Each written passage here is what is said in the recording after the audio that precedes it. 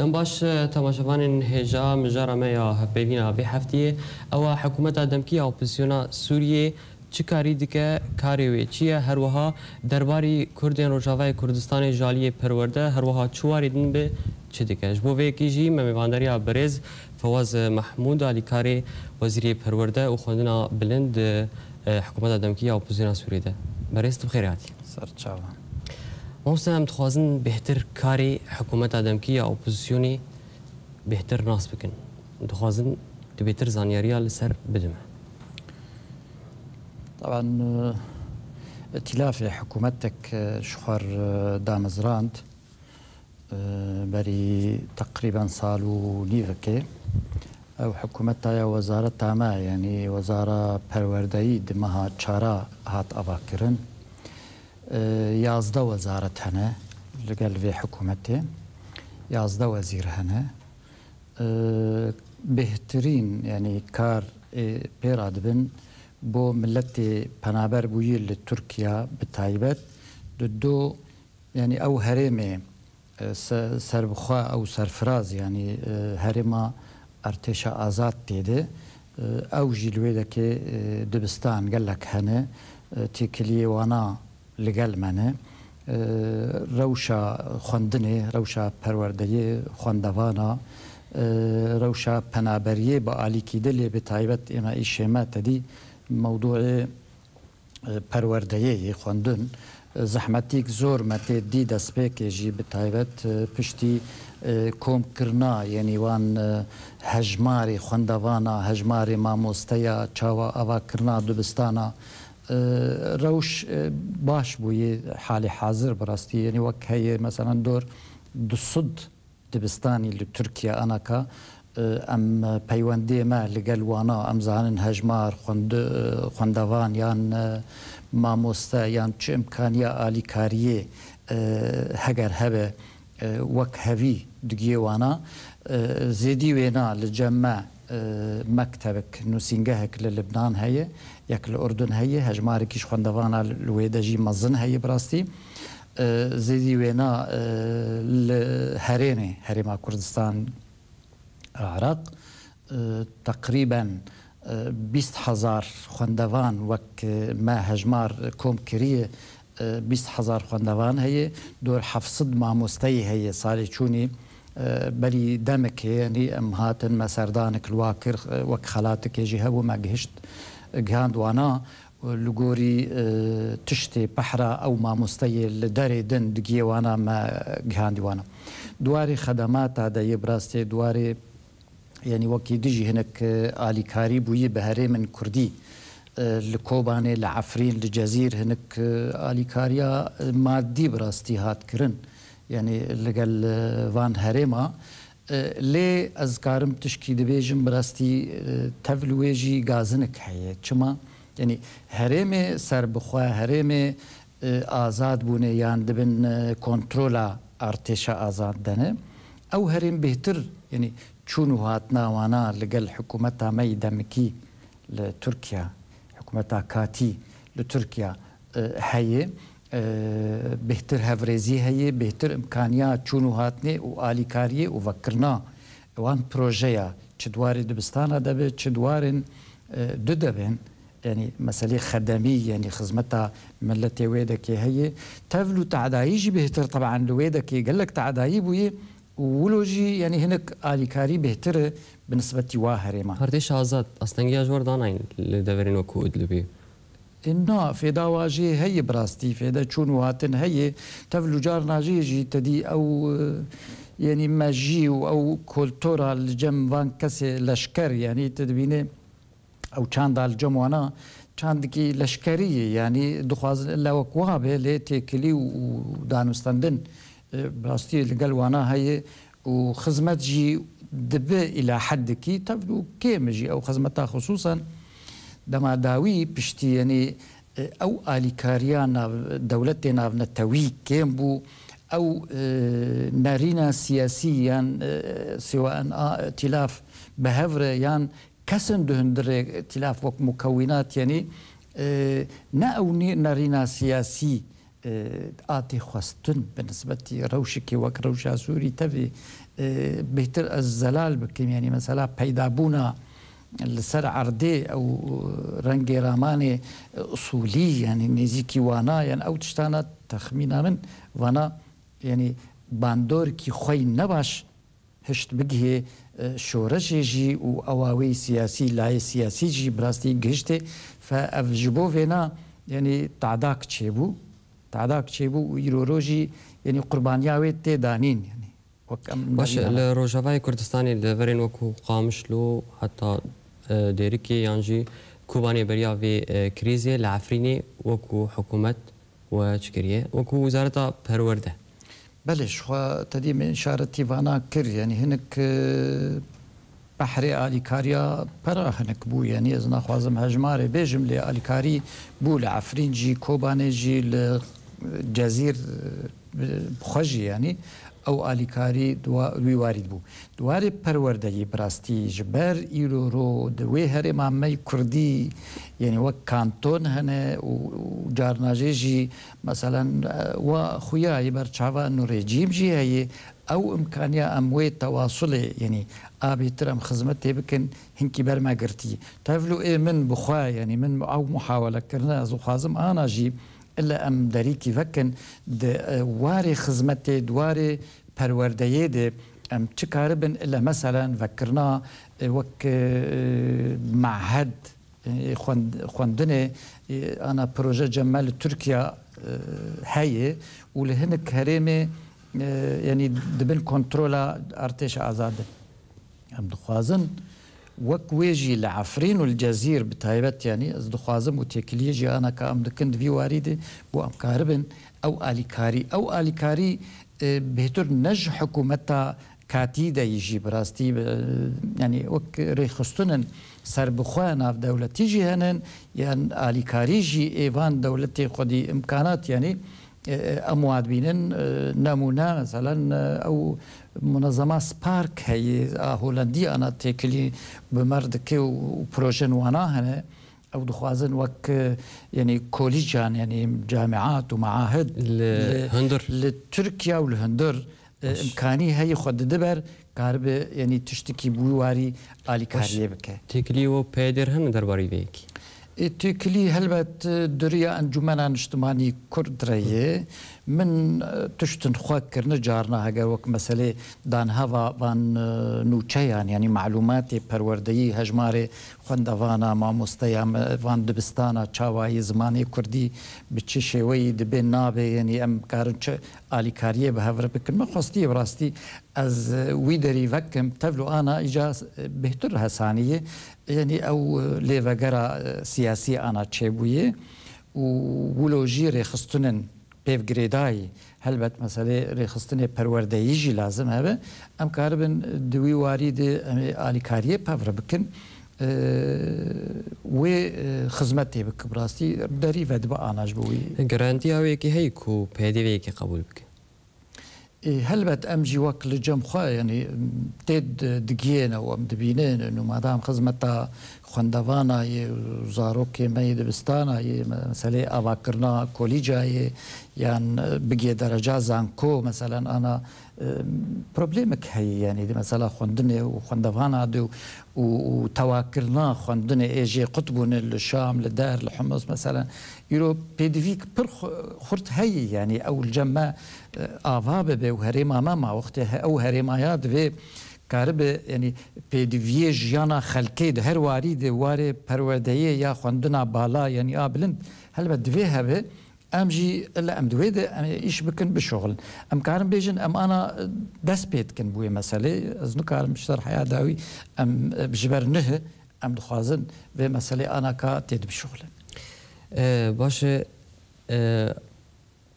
آليكاري دبستانا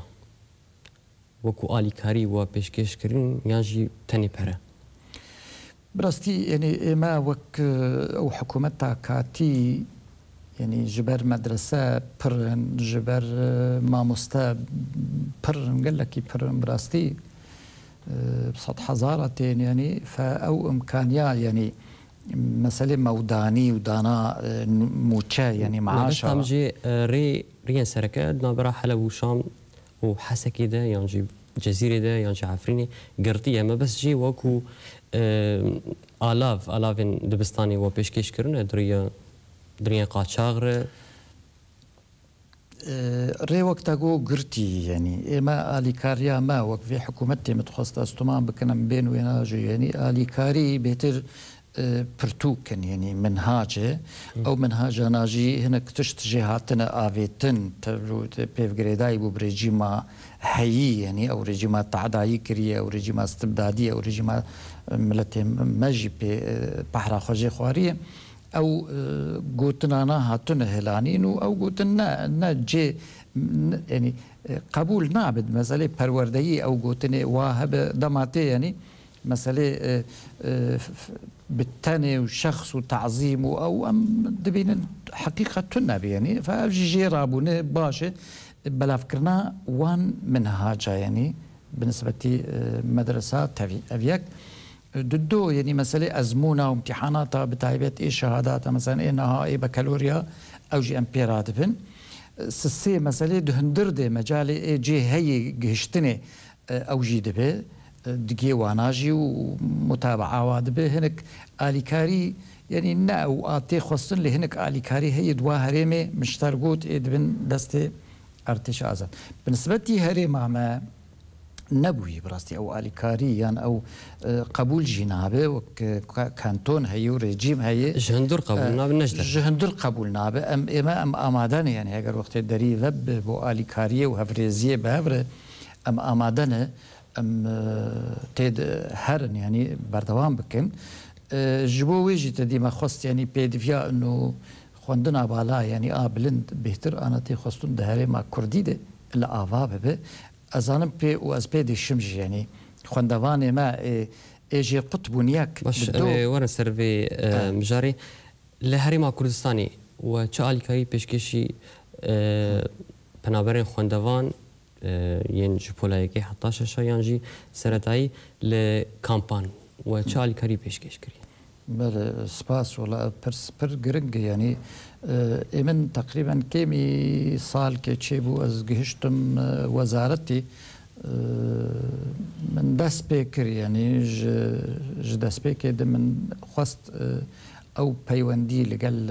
و کامپا به لگل خوندوانا چه ایجد به نابه هجمار او مباش يعني او معلومات هذا من كوم قريب راستي جمخه ومتابعا لغازن جهنه براستي غازن اذكارم هجر اموا علمينا ام غازني خو بكن وك تشاوابي يعني وك سر عرض يعني غازني من بالنسبه لي حكومتها استيد غازن هي يعني هناك بهتر بيدفيات او بيواندي وتواصل تكليه بهتر تخصتون يعني هذا مثلا نوسينجا هيك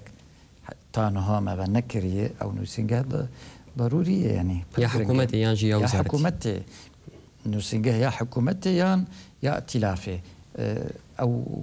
نوسينجا بر جرينجا اجبونا في بيواندي دو يعني غازن لفرجي براسي از لغور از كارم بگیم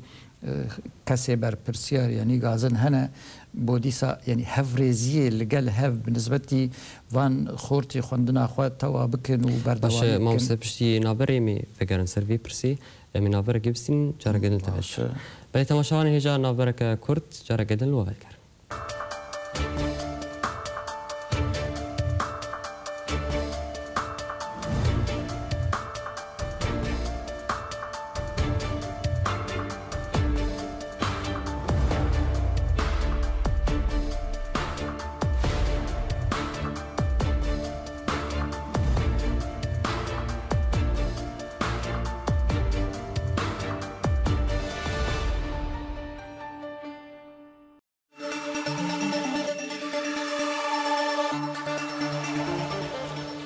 دوباره سلاف تماشاوانین هجا و دگرن علیه میوانی خواه بریز فواز محمود آلیکاری وزیر پرورده دی حکومت دمکی یا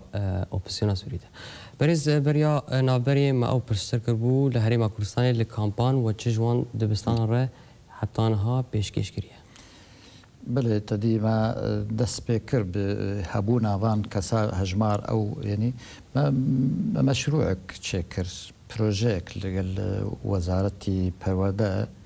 ما هجماري وان ما مستيا داني ما خواست آلي كاريك لقر وان ما مستيا جبر من زاني يعني او جيانا وانا و الوزياتي دي پنابري ما دوا كامباد او برستي ما يعني آلي كاريك جوا ما مستيا راني و بمناسبات ججنا قرباني دبو برستي برهجابو از الكامباد توا قريان سالا بوري بو دي مانجي ده دبو بله دي مانجي ده سالا بوري بله مانجي ده يعني بري چار ما اما ريا خواما يعني سردانكي لقل وا كامبا وامو مستيا او ما كوم جفين بهفر تشيكرنا شخور يعني او تشي داخوازي هنا او هنا ازهم بردوام من السروانا لقل حكومتي ما لكن روشا حكومتي جي فيدا ما داوي براستي برنا خوشبو ما لكاريك بو انا داني ددو ما ناماك يعني دان وزير پرورده لحكومتي هريم او ناما هنك داخوازي واو هنك منجي بالنسبة خوندنا جامعات يعني ابالات بيجن جبو هجر لفربه هجر لقل مبه لانه هنكي تركيا هنكي او دري فكريه براستي هنكي بيتر مجال هي او زانين جو جموانا هجمار قال لك يعني وتحمل لكراج هجمار كيش خوندوان انا جي البرلوينه بري دروجاجي شخوا من ديسا لفاقرك بو وزارتي پرورده لحكومة يا هرم كردستاني في سردانة تده؟ في سردانة من سوز داني بو من علمي أنجمانا نجتماني نوينري ماي لفيدا مع علمي واكر ما هو خيو سردانك هي واجي قوت والله إماجي جمع أو بريار هي مهارن ببينن بالنسبة تشتن محدد هنا أم تشون بهورة يكجي آسارك براستي أنه أفخورتي ما يخوندوان جخوندني قطبونه ويعني دوی حاله ده مثلا يعني ازمونا سر بخويا حر امتحان حر ايه بكالوريا يعني دبي تشار سريك اسعافي بالنسبه لطلاب ما يجي قطبونه والفرجي براستي يعني سيستمك هي او سيستم جوار ناس محينا دوي بولي دهجي بقدمين ويا يازدجي ويد او جي يعني بالنسبه واضح مت جبر وي ما جوج مروانا هون هلينن وانا هلينن ازمونك داويا صالي هون جوان خوندوان عرب نسبتي بكالوريا وزارة پرورده هرم ما خواست وجمر وقت استثناء كبراستي يعني آلي كاري بمربو بالنسبة فيه وقرك نزا بلكي قناة هو ودس بكرجي هنكي او نوچا بلكي وبلاجي كرن وازنهاجي دي بيجن بالنسبة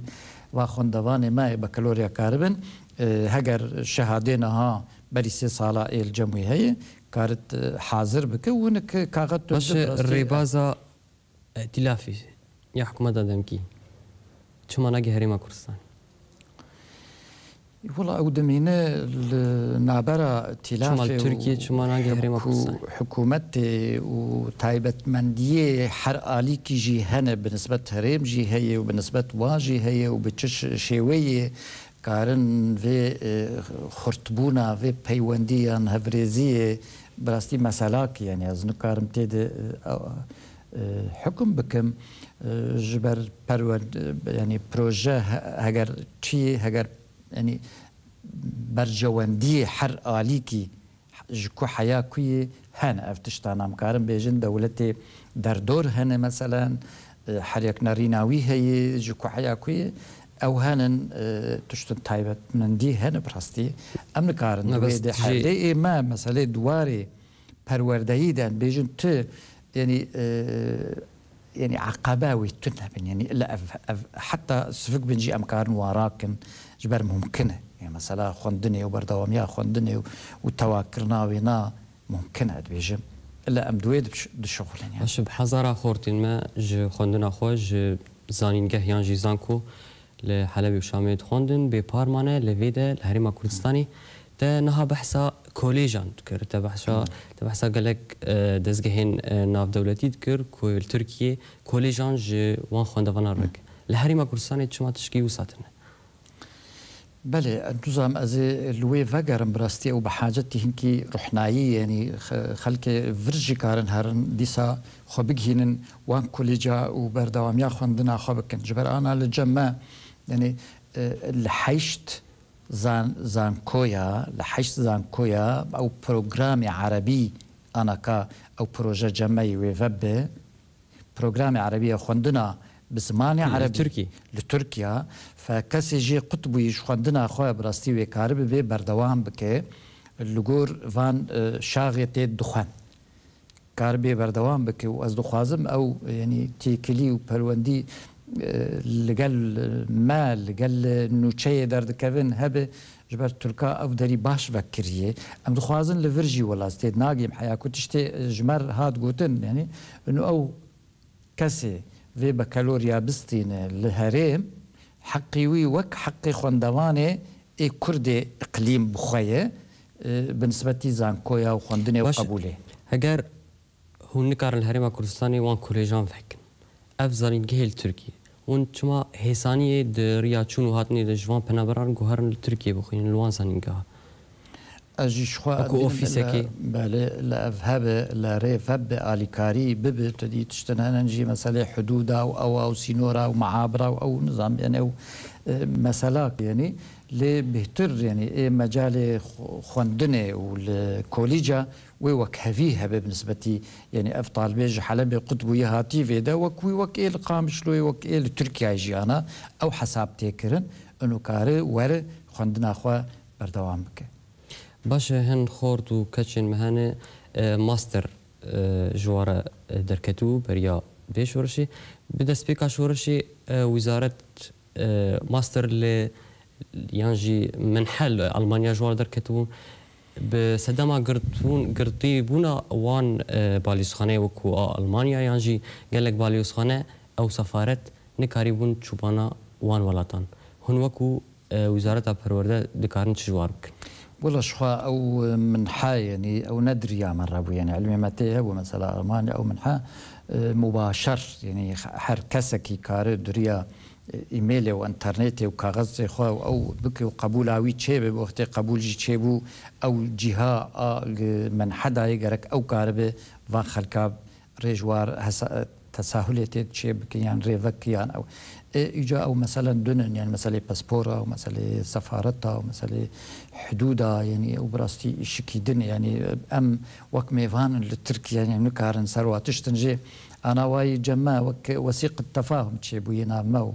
يعني بروتوكول كيما نافخو وزاره التربيه ووزاره جيردبيج وزاره التربيه الوطنيه التركيه يعني جمع او تشيبوي بروتوكولك بو اليكاري بهتري تشتي لغور يعني سيستمي واو قانوني واد ماشي يعني ام ميفان جمانا ولو شكي وا هي نخص هجر من حابن ونكارن من حاج جوانين كردرا دابي ممكن ام فيد خوازن يعني بحرك جخوندواني ما جبر هرم نزيكي فره هرم الجزير مثلا بر خوندواني وي هاتون هرم كردستان العراق يعني فجبو وينا أزدبين يعني أو بيوندي واتصالات أو هبه وقت مجال هبه كاربن خبجين وازن كويا وكاربن يعني خوندني بهتر بروبليم باسبورن يعني باش ائتلاف نقار باسبور جوار والله محاولة كهبو بس بسرين نبوي يعني أو محاولة هنا ونسر بيتشي تخبتن ناب يعني أن أوجي مسألة اعترافات دولية بوان باسبورا يعني يعني باسبور كاردر ائتلاف بس او اعتراف دولي او كودا لسر باسبورا او نامش يعني مثلا كدنا باش مورن سر زماني كردي جناواري بازا ائتلافي ده چه بهات بلش خو او بريارك هبو نابرا انجمن امين اجتماعي كردي لسوريا ونابرا ائتلاف بو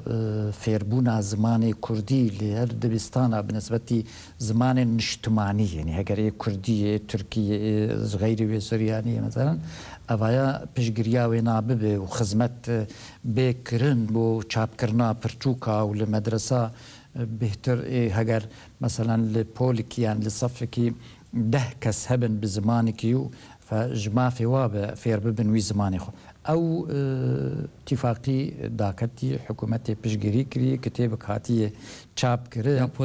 يا بولا يكي يعني بروبليم او درباس نافا دبستان ابوي او درباس نبوي مخابن يعني سدم او جي كي روشا حكومتي ووزارتي وقهرتنا وزيره واري وجفر حيانا كامكارن ترك وجمر يعني قبول بكن يا نا افجي دما داوي انا جمر بوي برسكريكك يعني ديسا جما كتابك وجه عند حكومتي انه ريج مرفكن جبونا ترك وقت ام في برتوكي تشاب بكن ترك موافق بين لانه هناك اشارات هبون براستي بجانب تركي انه ممكن قبولنا به فاما خواست وك شكل فرميتي كلي بحكومتها تركي به جبوا كتابات تشاب به تجبين روشا وزارة بروباشيه هر روشا پرورده بگشتی لروجاوا جي يانجي پیش ببچه والله يعني بالتماعي تمامي يعني نقل كي از جيب هيفي بالنسبة وك حكومة جي وك وزارة جي جبر تشتي برچاوا او آليكاري هنكي وگر جي چه بوي يا كيم بوي او آليكاري دولتي نابنتوي يان مسألة سياسي يان معنوي او آليكاري كيم بوي بالنسبة حكومتي جي بالنسبة وزارة جي هلبت بمتأثر يعني لي ام دمينين لفي هيفيا في دما هاني يعني روشا ائتلافي او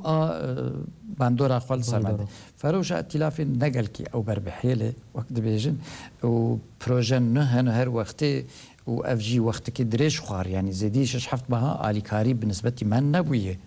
وقت اليكاري جي تنا بما تشاوي حكومتك بمساله موداني واقتصاد او براستي زور هي نخوش ام نرازينه زيدي از اشكره بيجم جديسا مثلا ما كرديجي يعني بالنسبه وك انجمن دهندر ائتلاف دي وك بشدار بهفر الشريك يعني نوقتي خستن ما بس شيء سياسي يعني سياسي وتشتي بيف قالك سباس بريز فواز محمود اليكاري وزير پرورده حكومه دمكيه اوبوزيسيون سوري كويرو تمر بشتر قالك سباس ولی تماشاوان هجا امجی گشتن داویا ها پیوین اخواه هر شاد و بختوار